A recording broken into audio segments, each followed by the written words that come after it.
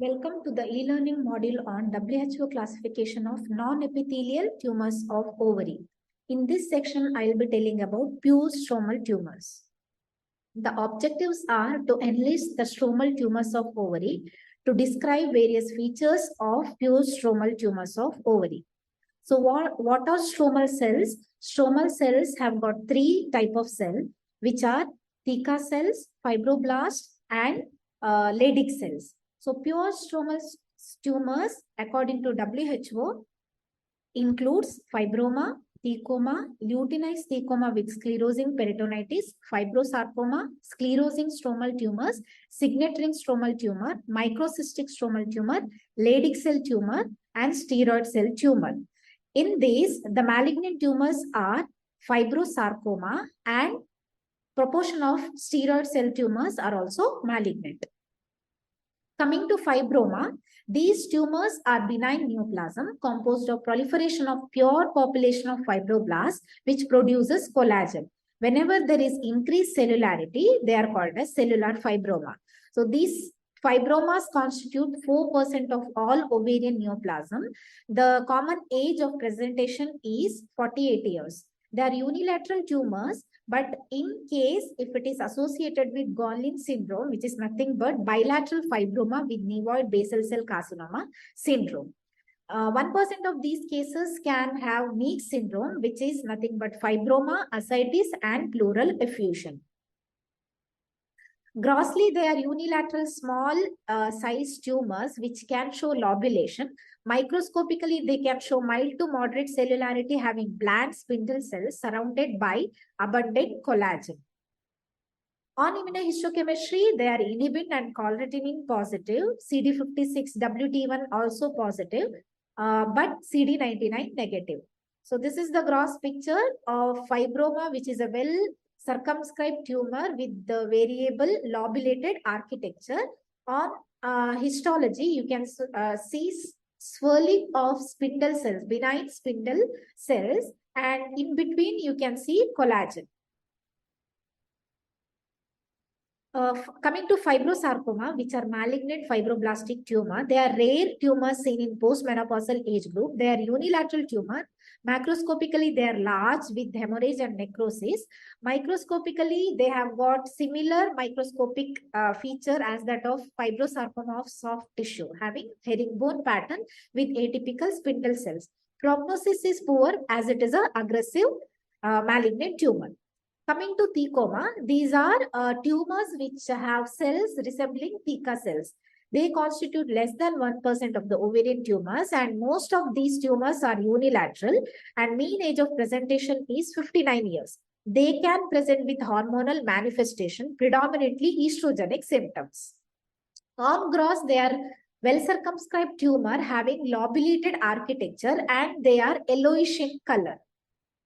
On microscopy, you can see sheets of cells which are round to oval, can have eosinophilic to vacuolated cytoplasm, and you can see variable amount of hyaline plaques in between the tumor cells.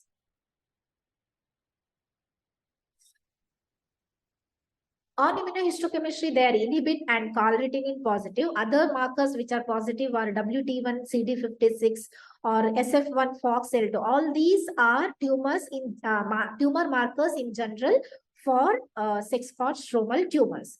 And these tumors are negative for CD99. One more peculiar feature of thecoma is whenever you use special stain, which is reticulin stain, the stain will surround individual cells. Whereas in case of granulosa cell tumor, the tumor cell nest will be surrounded by reticulin stain positivity. Whereas here it is individual cells which are surrounded by reticulin stain. So this is the immunohistochemistry using inhibin and calretinin positivity. They are showing diffuse positivity. This is the picture of reticulin stain where you can see the positivity surrounding individual cell. Next tumor is luteinized thecoma with sclerosing peritonitis. It is a rare tumor, and nearly always these are bilateral. Mean age of presentation is 28 years age. So they can present with ascites or bowel obstruction. Although it is a benign tumor, the prognosis is bad because of intestinal obstruction. Grossly, they are bilateral tumor in 97% of cases, and they are polypoidal, having cerebriform architecture. So this is characteristic cerebriform architecture. On microscopy, there is predominantly ovarian surface involvement, and it spares the medulla. So that is why grossly you can see cerebriform architecture, because of predominantly cortical involvement. So on histopathology, you can see two population of cells, spindle cells, which are interspersed with luteinized cells having abundant vacuolated cytoplasm.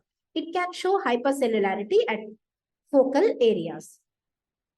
On immunohistochemistry, spindle cells are negative for inhibin and carnitine, but they can be SF1 and FOXL2 positive, whereas luteinized cells are positive for inhibin and carnitine, and also CD56. They are oil red positive. So this is the histopathology of luteinized sarcoma with sclerosing peritonitis, where you can see the cellular tumor involving predominantly the cortex, that is why leading to cerebriform architecture. So higher power magnification, you can see two population of cells, spindle cells and also aggregate of luteinized cells having vacuolated cytoplasm. Areas with edema and microcystic change also can be noted. The next tumor is sclerosing stromal tumor, which is an uncommon benign tumor, usually unilateral. On gross, they are encapsulated tumor with lobulated architecture. So on microscopy, there is pseudo-lobular pattern. That is because of alternate hypercellular and hypocellular edematous area.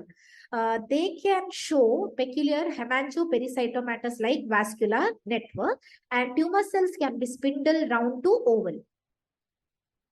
So this is the pseudo-lobular architecture because of cellular and hypocellular edematous area. So as you can see here, it is an encapsulated, well-circumscribed tumor with central edema.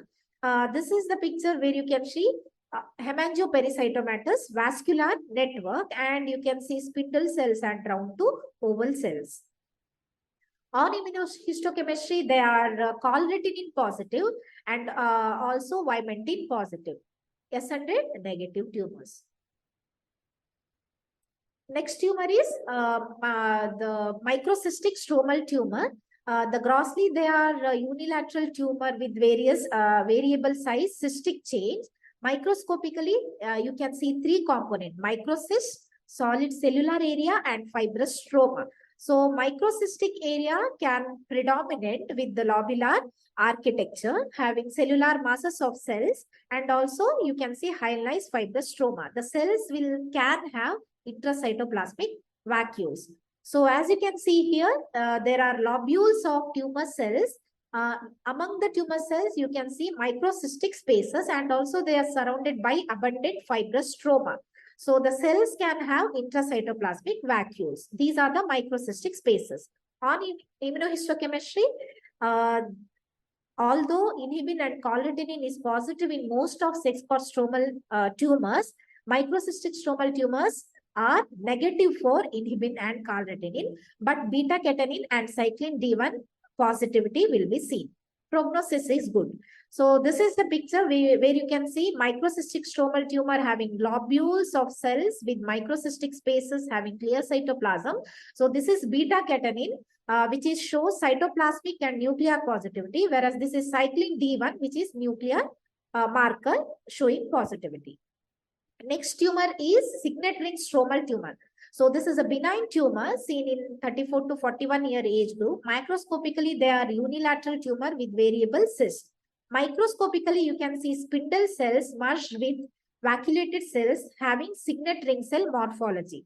So although they are having signet ring cell morphology, these tumors are benign, and these signet ring cells are not having mucin, unlike signet ring cell carcinoma, which is a closed differential diagnosis. Signet ring cell carcinoma is a malignant tumor which can be metastasizing to ovary from GIT. So those will be mucin stain positive. So example for mucin stain are mucicarmine or PAS. So signet ring cells in signet ring stromal tumor are mucin stain negative. That is how you will differentiate these tumors from metastatic signet ring cell carcinoma. And inhibin is negative in signet ring stromal tumor, similar to microcystic stromal tumor. Next tumor is Leydig cell tumor. They consist of Leydig cells with characteristic cytoplasmic crystal of Rinke. So average age of presentation is 58 years. They usually present with androgenic symptoms, but rarely they can be estrogenic symptoms also. They are benign unilateral tumor. Cut surface will show red brown to yellow black discoloration. On microscopy, you can see lobules of tumor cells, which are large, having abundant eosinophilic granular cytoplasm. Nuclei will have single small prominent nucleoli. So here you can see classic Rinke crystals, which are spherical or elongated structure within the cytoplasm, rod-shaped structures. So this is the one more peculiar feature of Leydig cell tumor, where you can see fibrin deposition in the vessel wall. And also you can see the aggregates of nucleus, which is away from the vessel wall. So there will be hyaline like cytoplasmic deposit adjacent to the vessel wall, and there is aggregates of nucleus away from the vessel wall. So that is also a peculiar feature of Leydig cell tumor. Coming to steroid cell tumor, they are composed of tumor cells which are entirely steroid secreting. So they can present with androgenic symptoms, estrogenic symptom, and also they can present with Cushing syndrome. Macroscopically, they are circumscribed unilateral tumor and peculiar yellowish orange appearance you can see on cut surface. Microscopically, they are large polygonal cells. They can be lipid poor or lipid rich. Lipid rich will have vacuolated cytoplasm. Lipid poor cells will have eosinophilic cytoplasm. So 1/3 of steroid cell tumor can be malignant, and the features of malignancy are size of more than 7 centimeter, mitotic figure of more than 2/10 high power field, necrosis, hemorrhage, and also associated nuclear atypia. Immunohistochemistry shows inhibin and calcitonin positivity, but one more specific marker is MAD1 or melan A, that is positive in 96% of these cases, but these tumors are FOXL2 negative. So this is the gross picture where you can see very well circumscribed tumor having yellow peculiar discoloration of the tumor. So this is the lipid-rich tumor where you can see cells having vacuolated cytoplasm surrounded by dense fibrous stroma. This is a lipid-poor tumor where you can see abundant eosinophilic cytoplasm. So to summarize, stromal cells are nothing but there are 3 cells: theca cells, fibroblasts, and Leydig cells. And apart from fibroma, all other ovarian, sex cord, or stromal tumors are uncommon. And these set of tumors, they present with wide morphological spectrum. So it is really challenging to diagnose a tumor which is under sex cord stromal category. Some of these stromal tumors are negative for inhibin. So as I said, sex cord stromal tumors, the specific markers, more sensitive markers are inhibin and calcitonin. But 2 tumors in this category are inhibin negative, which are microcystic stromal tumor and signature stromal tumor. So 2 tumors under this category are also having malignant feature, which are fibrosarcoma and steroid cell tumor. Not all steroid cell tumors are malignant. Only 1/3 of steroid cell tumors can have malignant features. These are my references. Thank you.